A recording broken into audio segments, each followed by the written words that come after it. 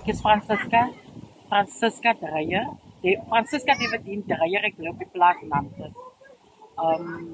3 jaar terug het die eienaar van hierdie plaas Pies het vir ons toegemaak met fence en ons het die hofsaak gewen dat hy moet die fence vir ons 'n pad gee soos dit gewys het.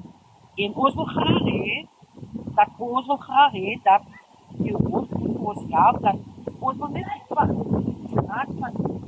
die paal af tot by daardie paal opgemaak word, sodat ons ambulance kan inkom. Ons is 3 huisgesinne wat vervoere het en ons vervoere kan nie inkom nie. Ons vervoere staan nou op die oomblik op ander buurtplase en by families.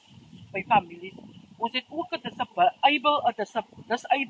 vrou hier wat nie kan loop nie en sy moet sukkel in die gangetjie af. Dis hoekom ons wil graag hê ons wil 'n pad hê vir ons sodat ambulance, wenne en ook brandweers en ander fasiliteite vir ons kan help, want geen ambulance en brandweers kan nie in. Dit is wat ons hartse begeerte is van Nantes se inwoners. Ons is 7 huise en ons het 3 huise wat vervoer het, maar geen vervoer kan in. Weens die vervoere wat nie kon ingekom het, is al 3